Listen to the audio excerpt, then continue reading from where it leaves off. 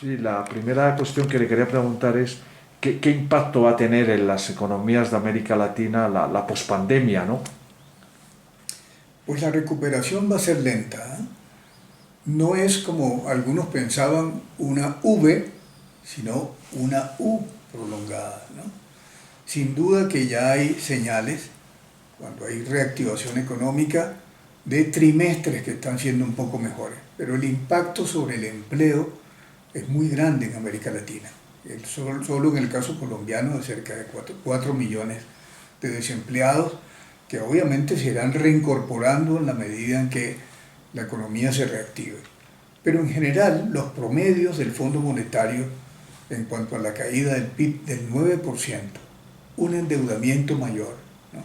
Y por supuesto un déficit fiscal mucho más elevado de lo que podría ser pues, los estándares normales, significarán también que los países van a tener que comprometer mucho más de sus recursos fiscales al servicio de la deuda. Es decir, es fácil contraer la deuda y necesario en una coyuntura tan adversa como esta, pero luego vendrán justamente los efectos de eso que se llamó la década perdida de los 80, el endeudamiento, cosa que también está ocurriendo en otros países del mundo, incluyendo Europa, ¿no? Obviamente. Entonces, pienso que para América Latina el gran reto del 2021, ya este fue un año perdido, va a ser la inyección de recursos fiscales y de inversión para la recuperación del tejido productivo que se quedó en el camino. Hay un gran número sobre todo pues en algunas cadenas, como por ejemplo toda la cadena del turismo, muy afectada, hoteles, restaurantes, transporte, etcétera. Líneas aéreas, veremos en América Latina algunas que no resurgirán, restaurantes y hoteles, ya lo hemos dicho, pero también muchos pequeños negocios, ¿no? Como lo estamos viendo en las calles de Bogotá, la cantidad inmensa de locales que están por alquiler. América Latina tiene entonces también un reto de contar con mayor ayuda de los organismos multilaterales para lograr reactivar ese tejido productivo que lamentablemente pues va a quedarse en el camino. Y por otra parte, de mayor cooperación. En el momento que estábamos hablando, escuchaba a uno de los expresidentes de América Latina que decía, pero es que los latinoamericanos no estamos cooperando ni siquiera en el tema de las vacunas. Y la integración latinoamericana está pues en una situación muy crítica, muy digamos, de letargo.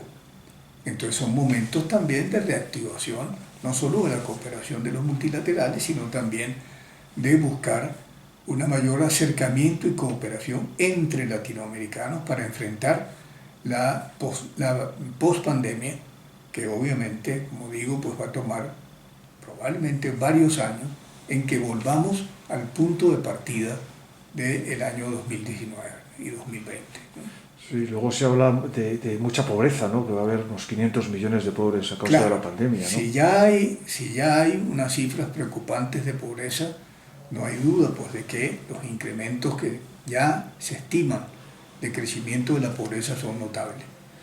Sin mencionar el tema de mi país, pues natal, de Venezuela, donde ya se habla de 90% de pobreza, ¿no? Pero producto también de unas políticas totalmente erráticas, erróneas, fracasadas, que han exacerbado un problema social muy agudo, específicamente en el caso venezolano. Sí, y luego yo a veces tengo la impresión que los gobiernos van dando palos de ciego, ¿no? Por ejemplo, en el caso de Colombia, ¿qué medidas tomaría usted, digamos, para hacer frente a esta crisis económica y social que se nos viene? Claro, ¿Qué medidas concretas? el sector privado es el generador de empleo y mucho más en la economía colombiana, donde el Estado no tiene un papel importante de empleador. Entonces, la recuperación del tejido productivo significa que hay que inyectar recursos sobre el tejido de las pymes, que es tan importante en el país, para tratar de salvar lo que no haya quedado pues sepultado con motivo de la pandemia. Entonces veo que hay allí una prioridad uno, salvar empresas que están agonizando, pero que no han cerrado todavía, ¿no? Y es una prioridad fundamental. La otra necesariamente tiene que ser pues, generación de fuentes de empleo. Por ejemplo, todas las obras de infraestructura, inclusive entre ellas pues, el inicio de las obras, por ejemplo, del Metro de Bogotá, son empleadoras. La industria de la construcción tiene un efecto multiplicador importante, de manera que por allí en empleo y en empleo inmediato impulsar tanto la construcción privada en general como las obras de infraestructura donde sí el papel del Estado es muy importante. Hay anuncios por supuesto, de conclusión de muchas obras o de aceleración de algunas de ellas que pueden tener un efecto muy benéfico y multiplicador hacia muchos sectores. La construcción es como el turismo, es una cadena que tiene efectos muy positivos sobre numerosos sectores. Así que por ahí vería dos, digamos, medidas que en el corto plazo podrían ayudar mucho a la reactivación de la economía en el caso de Colombia, ¿no? Y luego, bueno, una pregunta que es una reflexión final también, ¿no? Yo tengo la impresión, no sé si usted también lo tiene, que esto va para largo, que esto va a durar quizá otro año más y que quizá lo peor todavía no ha llegado, ¿no? Que estamos a puertas de una crisis mucho mayor de la que padecemos. Hay grandes esperanzas con la vacuna, pero sabemos que la vacuna, por más que haya, por lo menos la de Pfizer, en una fase 3 y que los anuncios de ese laboratorio es que a mediados de año ya estará masificado el uso de la vacuna. Eso ha generado grandes esperanzas. Hemos visto por el comportamiento de las bolsas de valores del mundo reaccionando positivamente. Hasta el precio del petróleo subió como consecuencia de los anuncios de la vacuna y también, por supuesto, de las elecciones de Estados Unidos. Pero la apreciación es que todavía tenemos buena parte del año 2021, ¿no? Con una situación de emergencia crítica, ¿no? Pues eso era todo, doctor Carmona. Muchas gracias. No, por favor. Ya.